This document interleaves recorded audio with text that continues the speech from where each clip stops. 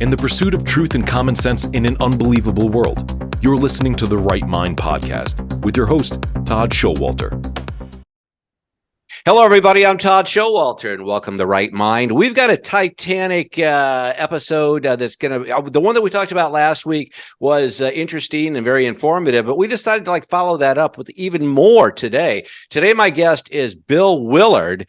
He's actually been on the expedition, believe it or not, and he's written a book, and he's just taken the Titanic mystery and story a little bit further for us today. Bill, how you doing? Fantastic, Todd. Appreciate you having me on your show. Well, we were talking off the air. It was not easy. It was almost like raising the Titanic with some of the technical difficulties over the past few weeks, but you are here now, and I want to thank you. So tell me, now, where are you located, by the way? I'm in Asheville, North Carolina.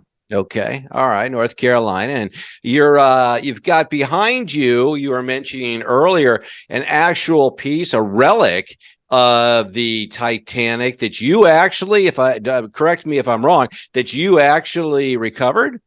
Our team in 1998 recovered the largest piece of Titanic. That is a side of the ship. Okay. Several hull plates. You see them riveted together. It's known as the big piece. Okay. And you actually, on an earlier show, and we were mentioning who I had on earlier, so I guess it's a small community. He was saying, well, hey, I've never yet, I have not been on one of these expeditions. So now you come into the picture here, and you actually have been. He was saying this was some very expensive type of ordeal. Is this something that you had to fork over a bunch of cash for, or were you on some type of scientific committee? Back in the day, I've been actually out there twice. Okay. What happened was there are several groups that go out there. RMS Titanic Incorporated is the group that is licensed to recover artifacts. They are custodians of the artifacts. And in the 90s, they did scientific expeditions, and a lot of their shows were featured on the Discovery Channel. Mm-hmm. So they would get the Discovery Channel to help sponsor, and they would go out and do different expeditions. One of the areas that my specialty, why I was out there, is I developed a small camera system, a small ROV, designed to go deep inside the ship. And in 1998, we give it its first test run. Wow. Okay. While we were out there, our team raised the big piece. They recovered the D-deck door. In the movie, it's the one that Leo enters. Okay. At the last second, that type door. And we did a lot of things. A lot of fun we had near the end of it. We got hit by hurricane. The East Coast people may remember Hurricane Bonnie from then. And that was totally opposite to the beginning of the trip. Wow. Okay. So you were actually out. Now, were you one of the first? I mean, because I know there were different teams that have gone out to it, but were you one of the very first to actually go out and raise some of this wreckage? Well, the only group allowed to raise it is RMS Titanic again. Okay. And they've been out about 9 different times.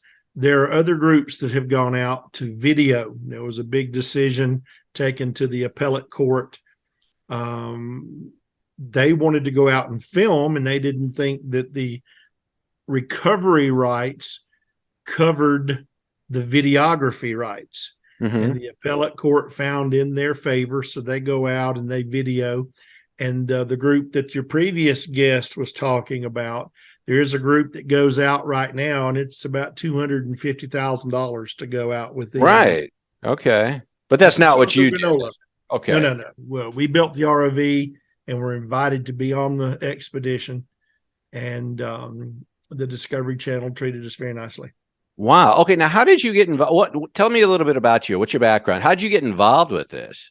Long story. I started reading in middle school, and I read A Night to Remember by Walter Lord. Right. That's where most people begin their journey, with Walter Lord's book. It's absolutely fabulous. I'm a visual reader, so I would put myself into the situations where people are describing. Mm-hmm.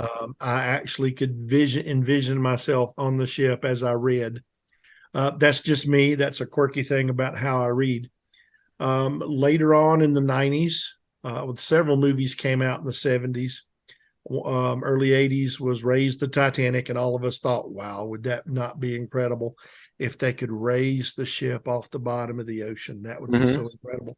At that time, we were not definitely positive that it had split into two parts, as some people said that it did. They offered coal from the wreck site for sale. The courts approved the sale of the coal, not artifacts, but the sale of coal. And everyone who purchased coal got an offer to go out to the expedition on a cruise ship and to be a part of the crew of the work in 1996. That was the first attempt to raise the big piece. Due to complications that were external, not caused by the recovery group, the big piece was dropped and had to go back down to the ocean. So I met all the people that were involved, and I said, your ROV gets some incredible pictures from inside the ship, but why don't you go deep inside the ship? To me, the places that I really want to see, they show the bow, they show the engines, they show the steering column, which is very prominent in photos. But the staterooms is what I think are the hidden treasures, is looking in those staterooms. Everybody that went on the ship carried all their belongings in carry bags, especially in third class. So they could recover some of those bags, conserve them, and then find out things about families that all we know about are names. And I think that's what I was really working toward, is eventually going down into those third class rooms that are still intact. Now, did you do this eventually? I mean, the ROV went down. It did work. Okay. We had to vacate the site early due to Hurricane Bonnie, which was going about 325 miles south of us, was the projected path about 9:00 at night. So we were all very happy about that. And when we woke up about 6 a.m., the storm had turned directly at us in the middle of the night. So they were battening down the hatches, to use a cliche. They were tying everything down. They were letting us know, do not go outside once the storm hits, because if it washes you overboard, we'll probably never find you. And we rode 80-foot waves for 17 hours. Wow. Okay. So going down, then going back up, and then going back down, and it was pretty stout. Wow, makes me a little seasick just listening to you explain it.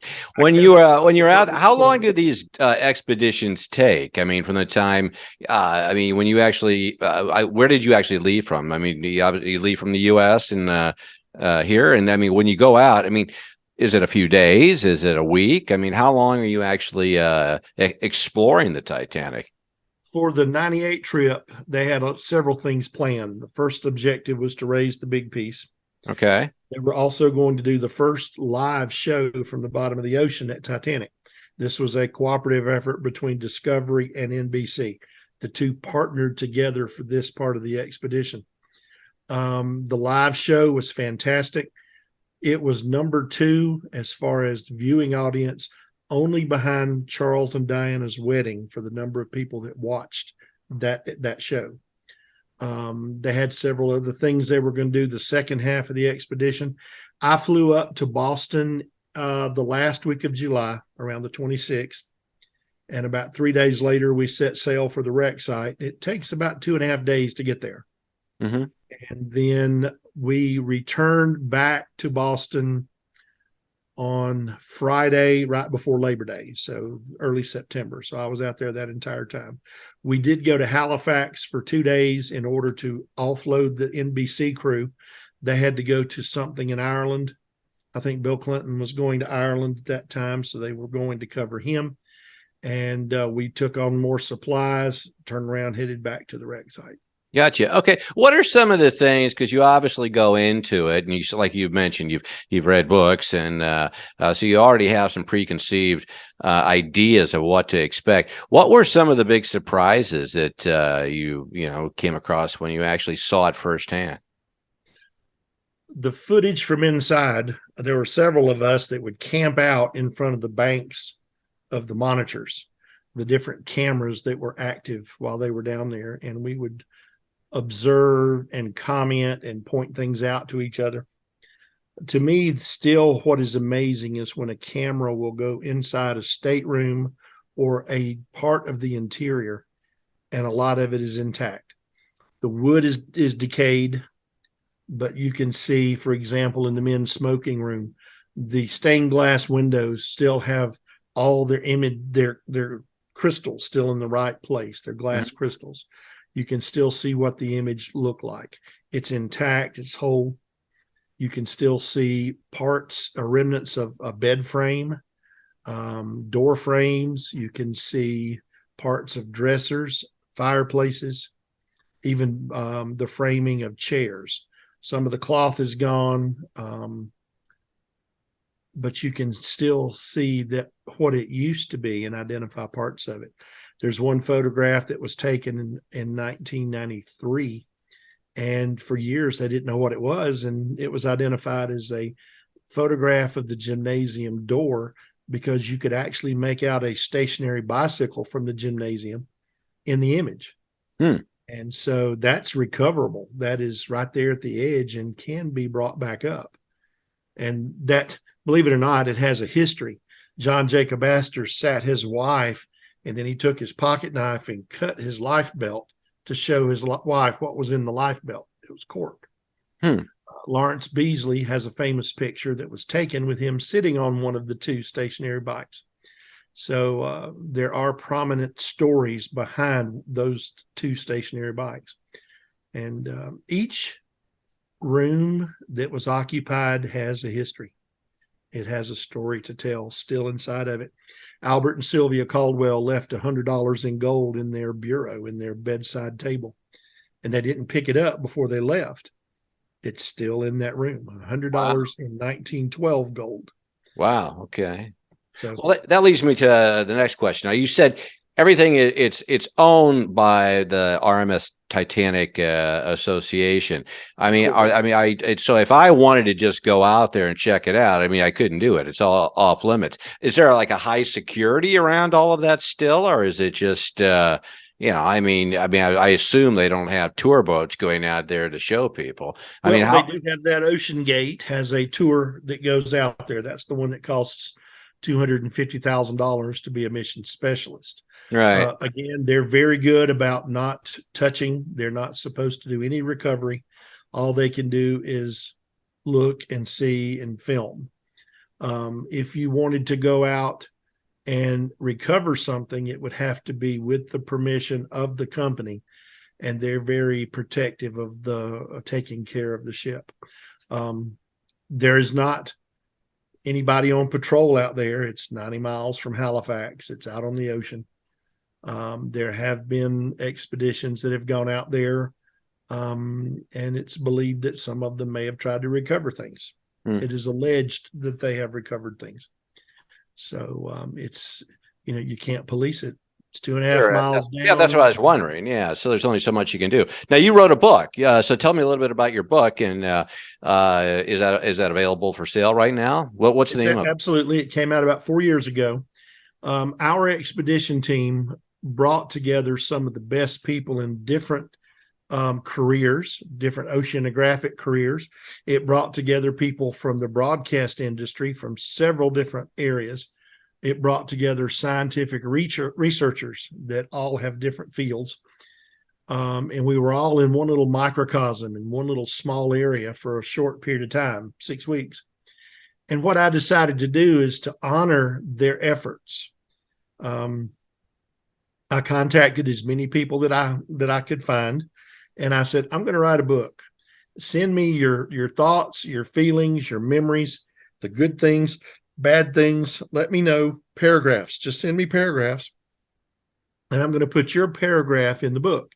And I did that. I put what they said with their name on it so that they have something in the book.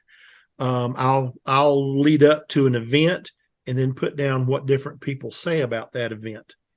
And that makes it our effort. The name of it is Our Story, celebrating the 20th anniversary of the 1998 Titanic expedition. Sorry, okay. I'm tongue-tied on Friday. And the purpose of it was to honor all these people. Several of our team have passed away, and we have tributes to them. And we have Bob McEwen, who used to be on 2020 but is now on the Canadian show, wrote a beautiful piece. Also on 20 and 20 at that time was Sarah James, and now she married, so she's got a different last name, but she's broadcasting in Australia. Mm-hmm. And she wrote a beautiful piece. And just so many different people thought this is such a great idea. And they either sent me pages from their diary or things that they had written. And I included a lot of it in there. And the only edits that I tried to make were maybe grammar, to make all the grammar the same parts of speech, technical things, not content. And we tried to include as many as we could. It ended up, I was hoping for 70 or 80 pages, and it's like 280 pages counting the photos. Yeah. Okay. But it has received extremely high praise from the people who were on the expedition. But the public it's a niche book. Not everybody will like to read about a Titanic expedition, but if you are into this, it's an outstanding book. I had a man in Seattle message me on Facebook, and he said, "I want you to know I was in tears in parts of your book. It is just incredible how you tell this story about the big piece." Wow. Okay. And the big piece again is behind you. And for those of you listening and can't see it, he has a very large, I guess, iron metal piece of the actual ship with the portholes and all of that. Now, did you actually discover this piece? I mean, what was that like? I mean, you hear it's all got this romanticism attached to it. The Titanic, it's all mystical and everything. But when you're actually, faced with something like this, face to face, I mean, that's got to be a wild feeling. I mean, to realize that you're actually looking at, the actual piece, the ship and everything that went down, not some fabricated movie or something like that. What was that like? I mean, I couldn't imagine that. You're exactly right. The power of seeing this piece come out of the water was overwhelming. I was not a part of the group that identified it to recover. That happened before I became involved. They chose this piece because it was a smaller piece that could be recovered. It weighed 17 tons. There was a lower end of it that was hanging down, sort of like a panhandle type piece. And that had to be removed. The lower piece, it's called Little Piece, is in Orlando, Florida at the Titanic exhibit there. And this big piece is on display at the Luxor in Las Vegas at the artifact exhibition there. When this piece came out of the water, George Tulloch summed it up very nicely. He said, "Look at those portholes. It's hard to believe." And then he said, "The last time the sun went through those portholes was April 14th of 1912. Wow. And all of us were going. And then we saw it more than just a piece of iron that was on the side of the ship. This big piece represents 2,208 people and their journey. 1,496 did not survive that night. Right. Most of them passed away from hypothermia. The water Right. was extremely cold. And even though we don't know a lot about them, the ship knows because it contains their belongings. They have recovered bags off of the debris field. The debris field is between the two halves of the ship. And in the debris field, they'll bring up a bag and they'll find whose bag was this. And they'll take care of it and they'll respect it. And they'll go, "Well, this fella played the clarinet. Look, he's even got clarinet music in there. And he was a salesman because some of his catalogs are in there." And then they found love letters from his girlfriend, and they were able to identify him and her. And we uncovered a whole new story that we didn't know about. Wow. Now, do you, when these things are recovered, I mean, is there any attempt to actually reach out to relatives and may, want to know about this? I mean, have you contacted anybody down the road that was either a grandchild or something like that? The relatives find out about it. Yes, They do. find out. Okay, sure. They find out. They always do, Bill. Yeah. Well, that was for sure. An example, these letters I was telling you about were written to Howard Irwin from Pearl Shuttle. And a buddy of mine who passed away a few years ago he was a Yankees fan, and he was turning his television to the Yankees baseball game, and he saw a picture, and he goes, "That looks like my grandfather's sister, Pearl." And then all of a sudden they say, "These letters are from Pearl Shuttle." And he's going, "I got to get in touch with these people. That is my great aunt." Wow. And so George Tulloch goes, "You're a relative? Oh, this is remarkable." And they began to tell him what they'd found and what it was. And the story of the Pearl Shuttle Howard Irwin romance came out. And it just opened a new page that no one had known about since 1912 or a few years afterwards. So those things do happen. They really do. The ownership of the artifacts, some people want to know about that. Legally, the insurance paid off the claims. So the insurance company owned the ship and the rights to everything in the ship. Really? Okay, that's like they do with a car. If they total your car, the insurance company then owns your car. Is the insurance company, are they still around? I mean, was it wasn't like Allstate or something like that? It was Lloyd's of London. Oh, Lloyd's of London. Okay, that makes sense. RMS Titanic had to pay Lloyd's to acquire the rights for those artifacts. Wow. They had to pay a very large sum, several $1 million. And that reimbursed Lloyd's for what they had paid out, and some other fees and things like that. So technically, the company that became custodian of those artifacts. Some other people say, "Well, why don't they give it to their grandchild or to one of the grandchildren?" But think about that. If they recover a hat that belonged to John Smith. Now, John Smith in 1912 had 3 children who ended up having 3 children each, who ended up having 2 children each. You're looking at 60 kids or 60 people that are alive right now that would say, "I want the hat." Yeah. Okay. Yeah. Wow. The value of the hat would be significant not because it was their grandfather or great grandfather's hat, but because it was a piece recovered from Titanic. So all these things would end up being sold. They would end up being auctioned off. And right now, the artifacts, one of the stipulations is that the artifacts must be kept in a collection, and they must have exhibitions to show those artifacts and perpetuate telling the story.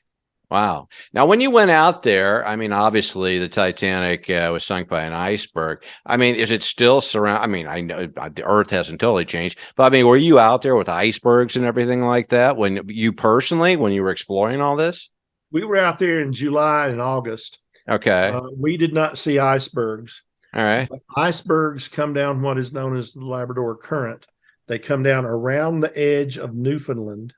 Between Newfoundland and Greenland is where they come down, and then they wash down toward the Gulf Stream, which is coming up. So the warmer waters of the Gulf Stream hit these cold waters coming from the polar regions, and that's chaotic and it's cold, but the icebergs typically end up melting. Titanic just had an incredible fluke system. Right. They were going on a southerly route to avoid any iceberg trouble, but it just so happened that some of them were still intact, moving in an ice, pack ice is what it's known as, like a large area moving together with small icebergs in it. And this happened to be a big iceberg in it. And that's what happened. No, okay. Now I never understood. Okay, I never realized this. So you're saying, okay, so typically, so like where you were, I mean, you didn't see any icebergs. So this was just a random thing that the route that they took, they just had bad luck and crashed into an iceberg that typically wouldn't be there. Not have been that low. They would have been closer to land where the current was, but they took a more southerly route.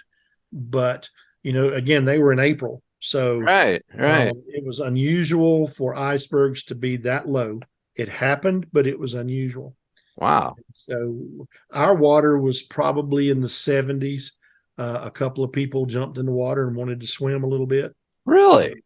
One man fell off of a Zodiac and swam a little bit, not intentionally, but he hit a wave and bumped off and had to pull him back on board very quickly. Wow. So it's also, so if they had gone, if they had done this maiden voyage, say like in July or August, it probably would have been okay. That's a very good possibility. Wow. That's really interesting. This We're is one almost, of these, if yeah. anything could go wrong for one event to happen, everything went wrong at the correct time. Oh, If wow. they would have turned the wheel a little earlier, if they would have noticed the iceberg a few miles earlier, they could have avoided it. If they would have turned the wheel one degree, any point during that trip, 1 degree, it would have missed the iceberg. So Wow. That's incredible. I never realized that. Huh. Yeah, because I thought, and I think a lot of people do, because you see the movie and everything like that, at least the fictionalized one, and they're surrounded by icebergs. It's almost like they're the North Pole, but this was a total fluke. Wow, that's something else. Okay, well, okay, we're just about out of time, but you've done everything. You've seen it. You've written books about it. Has everything pretty much at this point been seen and done, or are there still certain things that you personally would like to explore and uncover that we still haven't seen or known about yet? they probably know 5% about the ship. 5%. Okay. 5% because it was that large. There's so many rooms with things in it, with stories to tell. Right. So maybe 5% of what's inside. So what's your plan? Are you going to go back? I mean, are you going to do a follow-up book? I mean, if you've only, if you got 95% more to explore at this time or investigate, what would be your next step, and what would you personally like to find out about? I'm not a part of the team. Right. I do not work for RMS Titanic Inc. at this time. Okay. If I were to be pulled in and to work on an expedition and we were allowed to do some interior, we still have our expedition plan that we had worked on for 2000, the year 2000. We had planned on going back with George Tulloch, and we had specific targets that we wanted to go to. We had third class rooms, we had first class rooms, we had second class rooms, and those were occupied by different people. And we wanted to see and locate and look and just to see what was in those rooms. James Cameron did a few of them when he was out there filming for his movie. Mm-hmm. And you see some of those. Ghosts of the Abyss was a movie that Cameron did in addition to his magnificent $4 billion blockbuster, Titanic. But in Ghosts of the Abyss, it shows some of his interior footage, which was made with state-of-the-art camera systems and things like that. People just get overwhelmed. They can sit there and watch it on their TV. They can watch it at a theater when it used to be on the IMAX. It's just overwhelming to see what's down there. And for every room that it shows, there's hundreds more that were occupied. Wow. Okay. So pardon the pun, it's just the tip of the iceberg, huh? So there's a lot more. You did that. I saw what you did. I know. I'm sure that's not the first time you heard that either, Bill. You get a drum roll. I know. Well, we will put that in along with the cover of your book. Again, give me the title of that again, because we'll put it on the title screen. of it is Our Story. Our Story. Celebrating the 20th anniversary of the 1998 Titanic expedition. Okay, and that's available, I take it, on Amazon, or where can people get it? It is on both. The easiest way to search for it is with my name, Bill Willard. Okay. And that's Our Story. It'll go straight to that title. okay. You'll see the big piece in the water on the cover. Wow. And that's a fascinating piece for those of you listening and can't see it. It's kind of creepy, but it's also, I'm sure, tells a lot of stories. Bill, this has been fascinating. Like I said, I've said for the last couple of weeks, I've always been fascinated by the Titanic. And the thing is, regardless of what show or what series of stories that we uncover, there's always, it just leads to wanting to know more and more and more.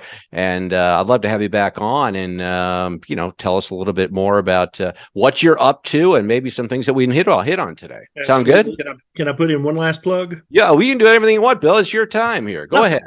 August 9th, 10th, and 11th. Okay, August is the 25th anniversary of the day the big piece was raised. We are having a convention or a conference. Okay. Titanic-Con 2023 will be in Las Vegas. And what we're doing is we're bringing back the team that brought this up, the expedition team. And we're also having one day that we're hopefully going to devote to having some actors from the Cameron movie present for some autographs, stories and things like that. It's a 3-day event. It's going to be limited in our seating. We have 250 spots available. But it's going to be a great get together, fabulous place. Everybody that wanted to go to Las Vegas, this is their opportunity. It's going to be very affordable, and they can find out information about that if you're on Facebook. Titanic-Con 23 is our group. Feel free to join, or you can find out more information on the website voyagesexplorertitanic.com. Okay. And look for the tab that says Titanic Conference. Wow. Okay. It's August 9th, 10th, and 11th. So, Right. Okay. Gotcha. Titanic-Con 23. That sounds pretty cool. Yeah. Hey, I'd like We're to going to check have a great time. Love to have a lot of your listeners come out. Tell us where you heard about it from. And if, enough people come out, we'll invite Todd to come out and do a couple of live shows. Yeah. Yeah. There you go. There you go. And then maybe, I'll get hit by a by an iceberg on the way out or something like that. Maybe not. I don't know. Bill, it's been a pleasure. I really enjoyed it, and I'd love to have you back again. And we hit a few icebergs just getting this interview together. So again, I apologize for that. You guys out there don't have to know about that, but Bill, he's a trooper. Any last words before we sign off?